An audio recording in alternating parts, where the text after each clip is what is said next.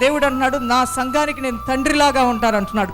అందువల్లనే ఎవ్వరూ కూడా మేము అనాథలము, మాకెవరూ లేరని అనొద్దు. యేసు ప్రభువారు అంటారు, నా బిడ్డలు వాళ్ళు కుంటి వాళ్ళైనా, గుడ్డివారైనా, బేదవారైనా నన్ను నమ్ముకున్న తర్వాత వారు నా బిడ్డలే, నేను తండ్రిలాగా ఉంటాను వాళ్ళకి అంటున్నాడు.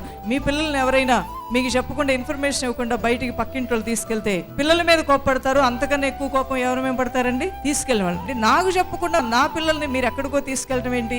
మాకు ఇష్టం లేని వాటి దగ్గర మా పిల్లల్ని తీసుకెళ్ళడానికి మీరెవరు? అడుగుతారా లేదా? నీ ఆత్మీయ జీవితానికి, నీ పరిశుద్ధ జీవితానికి, నీ వ్యక్తిగత జీవితానికి, నీలో ఉన్న మనిషి గుణగణాలను దుష్టుడు దొంగలించడానికి వస్తే దేవుడు పొట్లాడటానికి వస్తాడంట. కోడి తన పిల్లల మీద ఎంత పట్టు కలిగి ఉంటుందో, మరి సింహం తన పిల్లల్ని కాపాడుకోవడానికి ఎంత పౌరుషం కలిగి ఉంటుందో, జీవము గల దేవుడు తన సంఘాన్ని కాపాడుకునే విషయంలో రోషం కలిగిన దేవుడిగా దిగొస్తాడంట.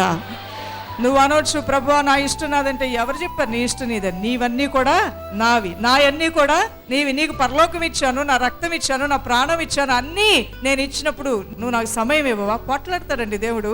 నా పిల్లల మీద నాకు హక్కు ఉంది అంటాడు. లోకస్తుల దగ్గరికి వెళ్ళాడు. ఎవరి దగ్గరకు వస్తాడు ఆయన?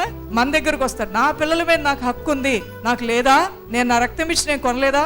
నా వారైనప్పుడు మీరు ఎందుకు ఇటువంటి క్రియలు చేస్తున్నారని దేవుడు నీతో పోరాడతాడు. ఆయన నీతో పోట్లాడతాడు. నువ్వు మాట వినకపోతే నీ ముక్కును పిండి గాలం వేసి ఆయన పాదాల దగ్గర పడేస్తాడంట. విననొల్లని స్థితిలో నువ్వు ఉంటే ఎలాంటి దండోపాయం చేయాలో దేవునికి బాగా తెలుసు అనమాట. ఏ విధము చేతైనా నీ ఆత్మను పరలోకానికి తీసుకెళ్ళటమే తుది నిర్ణయం అయి ఉన్నది దేవునికి.